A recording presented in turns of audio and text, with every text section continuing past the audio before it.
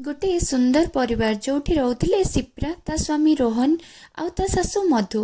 सिप्रार बाघर को मात्र 6 मास ही होइतिला। बाघर पर सिप्रा निज संसार को भलसे संभाली नहीं आउ समस्ते खुशी थिले सिप्रा उपरे। सिप्रार गोटे सान नणंद थिला ता ना मीनू।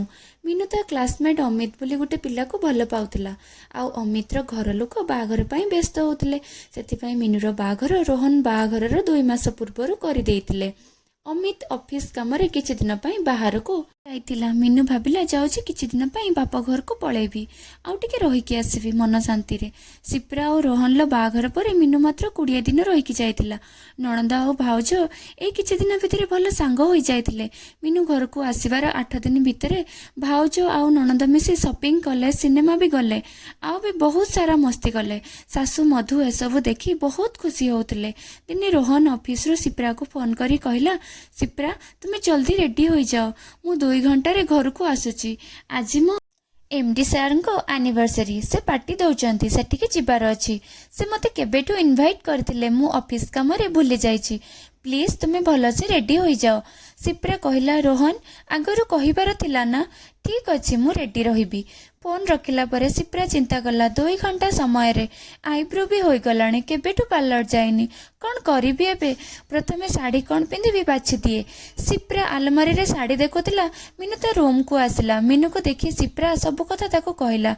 मीनू कहला, तुमे चिंता करनी भाउज, मु जाने भल पार्लर बाली को जानी ताको डाकी दौची घर को। सिप्रा कहला, ठीक अच्छी। मीनू पार्लर बाली को फोन करदेला। सिप्रा आलमारी रो गोटे लाल रंगर सिल्क साड़ी बाहर कला। देखा बहुत सुंदर थिला। मीनू कहला, भाउज साड़ीटा बहुत सुंदर लगुची। सिप्रा कहला, हाँ ये साड़ी मो माँ रो, तार ये साड़ीटा बहुत पसंद थिला। माँ गला परे तार ये साड़ी मु नहीं आसीची। साड़ीटा को देखिले मते लागे जेमिति मो माँ मो पाखे पाखे अच्छी। मु आज यही साड़ी पिंधिबी। साड़ीटी को कुंचा हो जाइतिबा देखि सिप्रा प्रेस करबा को लागला। ठीक सेतेबेले पार्लर बाली आसीगला। मीनू ए सब देखी कहला, भाउज तुमे जाओ मु साड़ी प्रेस कर दउची। सिप्रा कहला, ठीक अच्छी, मु टिके फेशियल करि नउची, एबे भी टाइम अच्छी। 2 जण काम सहित कथा भी होउतिले। जेतेबेले मीनूर फोन आसिला देखे तो अमितर फोन थिला। प्रेस को सीधा रखिकी बाहर को पळाई गला कथा हबाकू। आउ एठी सिप्रा भी आखि बंद करी बसिची। आउ से पार्लर बाली भी व्यस्त ता काम रे। इति मध्यरे किछि जळिबार गंध आसिला। सिप्रा देखे तो तार से साड़ीटी जळुची। मीनू को जेतेबेले जळिबार गंध जाइची से फोन रखी रूम को आसीगला। भाउज किछि जळुचे कि। सिप्रा हाथ रे साड़ी थिला। आउ से मीनू को रागरे गोटे चापुड़ाटे मारिला। मीनू कांदिबा को लागिला। पार्लर वाले छिड़ा होई चुपचाप सब देखुतिला। आउ से चापुड़ार शब्द पूरा घर सारा सुना जाउतिला। घरे जेमिति झड़ आसी जाइतिला। पार्टी तो जीवा दूरर कथा, एबे पार्लर वाले चुपचाप पळेई गला। मीनू कांदी कांदी सब कथा ता माँ मधु को आउ भाई रोहन को सब सुनाइला। सिप्रा से जळी जाइतिबा साड़ी को धरी निज रूम रे बसी कांदु थाए। रोहन आसी सिप्रा को कहला, तुमे किछि ठीक कलनी। सिप्रा तुमे एमिति मीनू ऊपर को हाथ उठेबार नथिला। जाओ ताको भूल मागी दियो आउ ए मामला को एठी खत्म करो। सिप्रा रागरे रोहन रो मुह को देखी कहला, तुम भौणी कांदुची सेटा तुमको देखा जाउची। मो माँ रो साड़ी पोड़ी देला सेटा तुम आखि को देखा जाउनी। सेतरे मो माँ रो केते स्मृति थिला, मु भूल मागिबिनी तांको। रोहन जेते बुझाइला सिप्रा किंतु जिद्दी रे रहिला। सेपटे मीनू कांदु थाए, ता माँ ताको बुझाउ थांती। सारा राती केही सोई पारलेनी। सकाळो भी सेमेति थिला। सिप्रा और मीनू 2 जण कथा हेबे कौन, केही का मुह को देखु भी नथिले। सासू भी सिप्रा मुह को देखु नथिले। किछि समय चुप रहिला परे सासू माँ आसी सिप्रा को कहिले, बहुत ठीक कलुणी। मीनू ऊपर को हाथ उठे, काली जदि ता शाशु घर लोक जानी जिबे कौन इज्जत रहिबो तार। तू जा भूल माग आउ ए कथा को एठी बंद कर दे। सिप्रा कहला, मीनू पाई मो माँ रो साड़ी पोड़ी गला। मो जीवन से साड़ी मु भूल जमा मागिबिनी, काहेकि ना मु भूल नुह। मीनू जगार मो बड़ भौणी जदि थांता मु एमिति ही करिथांती। सिप्रार कथा मीनू सब शुणुतला। रोहन भी सेठी सोफा उपरे बसिथिला। सिप्रा रोषेई घर को चली गला। मीनू कांदी कांदी रोहन को कहला, देखिलो भाउजों को, भाई तुम्हें काहाको बेसी भल पाओ, भौणी को ना स्त्री को। पुणी मीनू कहबाकू लागिला, एटा मो स्वाभिमानर कथा। भाउजों को कुह मो पाद तले नाक रगड़ी भूल मागिबे, तापरे जाई मु तांको क्षमा करिबी। चिंतारे पड़गला रोहन। बुझी पार नथिला किए ठीक आउ किए भूल। କାହା ସପକ୍ଷ ନେବ। ସିପ୍ରା ଭୁଲ ମାଗିବନି ଜିଦ୍ରେ ବସିଛି। ରୋହନ ପୁଣି ଭାବିବାକୁ ଲାଗିଲା, ସିପ୍ରା ମାର ସନ୍ତକ ଥିଲା ସେ ଶାଢ଼ୀ। ଆସିଯାଇଥିବ ରାଗ, ଆଉ ରାଗରେ ଚାପୁଡ଼ାଟେ ମାରି ଦେଇଥିବ। କିନ୍ତୁ ମିନୁ ବି ଭୁଲ ନୁହଁ। ବଡ଼ ଦ୍ୱନ୍ଦ୍ୱରେ ଥିଲା ରୋହନ। ସ୍ତ୍ରୀ ସପକ୍ଷରେ ନେଲେ ଭଉଣୀ ରାଗିଯିବ, ଆଉ ଯଦି ଭଉଣୀ ସପକ୍ଷରେ ନେବି ସ୍ତ୍ରୀ ରାଗିଯିବ। ବହୁତ ସମୟ ପର୍ଯ୍ୟନ୍ତ ରୋହନ ଏମିତି ଚିନ୍ତାରେ ପଡ଼ିଗଲା। କିଛି ସମୟ ପରେ ରୋହନ ତା ରୁମ୍କୁ ଗଲା, ଆଉ ସିପ୍ରା ପାଖରେ ଯାଇ ବସିଗଲା, ଆଉ କହିଲା, ସିପ୍ରା, ମୁଁ ଯାହା କହୁଛି ମୋ କଥାକୁ ଶାନ୍ତିରେ ଶୁଣ। ମିନୁ କେବେ ବି ତୁମ ସହିତ ଖରାପ ବ୍ୟବହାର କରିନାହିଁ। ମିନୁ ବି ଜାଣିଶୁଣି ତ ପୋଡ଼ି ନାହିଁ। ସେ ତ ଖାଲି ତୁମକୁ ସାହାଯ୍ୟ କରୁଥିଲା ନା।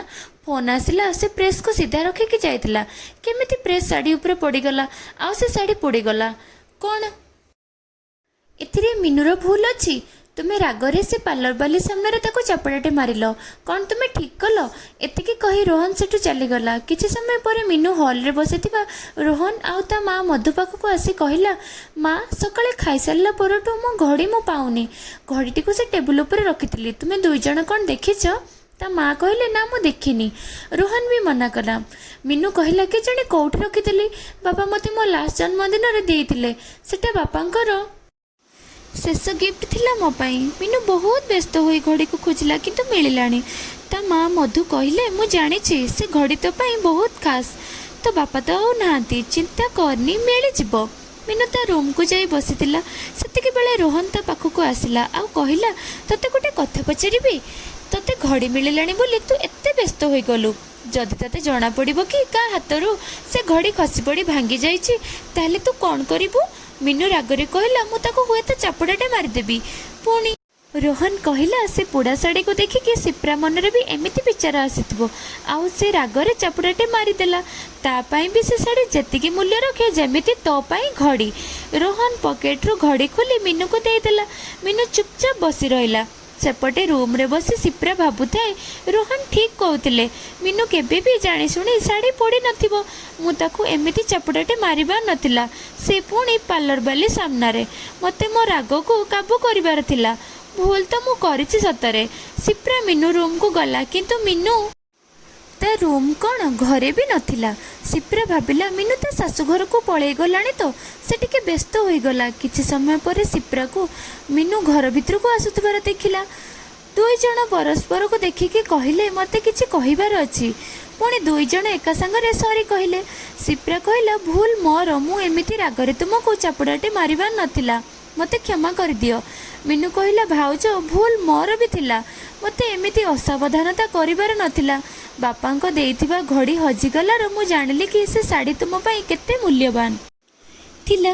ଯଦି ତୁମ ଜାଗାରେ ଥାଆନ୍ତି, ମୁଁ ବି ଏମିତି କରିଦେଇଥାନ୍ତି। ପୁଣି ମିନୁ ଗୋଟେ ପ୍ୟାକେଟ୍ ସିପ୍ରାକୁ ଦେଲା, ଆଉ କହିଲା, ଭାଉଜ, ଖୋଲିକି ଦେଖ। ସିପ୍ରା ପ୍ୟାକେଟ୍ ଖୋଲିଲା। ସେଥିରେ ସେଇ ପୋଡ଼ି ଯାଇଥିବା ଲାଲ ରଙ୍ଗର ଶାଢ଼ୀଟି ଥିଲା, କିନ୍ତୁ ସେ ପୋଡ଼ା ଶାଢ଼ୀଟାକୁ ପେଚ୍ କାମ କରି ମିନୁ ଠିକ୍ କରିଦେଇଥିଲା। ସିପ୍ରା ଦେଖିକି ଖୁସି ହୋଇଗଲା। କହିଲା, ତୁମେ ଠିକ୍ କରିଦେଲ, ଥ୍ୟାଙ୍କ ୟୁ। ରାଗରେ ମୁଁ ଭୁଲି ଯାଇଥିଲି କି ସେଥିରେ ରଫୁ ନହେଲେ ବର୍ଡ଼ର ଲଗାଇ ଠିକ୍ କରିହେବ। ମିନୁ କହିଲା, ମୁଁ ଭାଇକୁ କହିଥିଲି ସେ ଶାଢ଼ୀ ତୁମ ରୁମ୍ରୁ ଆଣିବାକୁ, ଆଉ ମୁଁ ତାକୁ ନେଇ ବୋଟିକ୍ ଗଲି, ଆଉ ତାଙ୍କ ସହିତ କଥା ହେଇ କାମ କରି ଆଣିଲି। ମୁଁ ବୁଝିପାରିଲି କି ଏ ଶାଢ଼ୀ ତୁମ ପାଇଁ କେତେ ମହତ୍ତ୍ୱ ରଖେ। ସିପ୍ରା କହିଲା, ଭୁଲ ମୋର ବି ଥିଲା, ସରି। ଶାଶୁ ମଧୁ ଦୁଇ ଜଣଙ୍କୁ ଦେଖି କହିଲେ, ଠିକ୍ ଅଛି, ତୁମେ ଦୁଇ ଜଣ ବୁଝିଗଲ। ମୁଁ ତୁମ ଦୁଇ ଜଣଙ୍କୁ ଏତିକି କହିବି, ରାଗ ସମୟରେ ଏମିତି କିଛି କାମ ହଉ କି କଥା ହଉ ମୁହଁରୁ ନ ବାହାରିବା ଦରକାର, ନହେଲେ ସମ୍ପର୍କ ଖରାପ ହେବ, ଆଉ ପରେ ପ୍ରାୟଶ୍ଚିତ କରିବାକୁ ପଡ଼ିବ। ରୋହନ ବି ହସିକି କହିଲା, ମା, ମୋ ଆଇଡ଼ିଆ କାମ କରିଗଲା, ଆଉ ଝଗଡ଼ା ବି ବନ୍ଦ ହୋଇଗଲା। ସିପ୍ରା ଆଉ ମିନୁ ଦୁଇ ଜଣଙ୍କୁ କୁଣ୍ଢେଇଲେ, ଆଉ ମିନୁ ହସି ହସି ରୋହନକୁ ପଚାରିଲା, ଭାଇ, ଏବେ କୁହ, ତୁମେ କାହାକୁ ବେଶୀ ଭଲ ପାଅ, ସ୍ତ୍ରୀ ନା ଭଉଣୀ? ରୋହନ କହିଲା, ନିଜେ ନିଜକୁ ଏ ପ୍ରଶ୍ନର ଉତ୍ତର ଦେ। ମୁଁ ମୋ ଜୀବନକୁ ବିପଦରେ ପକାଇବାକୁ ଚାହୁଁନି। ଆଉ ସମସ୍ତେ ହସିବାକୁ ଲାଗିଲେ। ମୋର ଏ ଛୋଟ କାହାଣୀଟି ଆପଣମାନଙ୍କୁ କେମିତି ଲାଗିଲା କମେଣ୍ଟ କରି ଜଣାଇବେ। ଆପଣମାନଙ୍କ ଭଲ ପାଇବା ଆଉ ସପୋର୍ଟ ନିହାତି ଦେବେ। ଏଇ ଆଶାରେ ରହିଲି। ଧନ୍ୟବାଦ।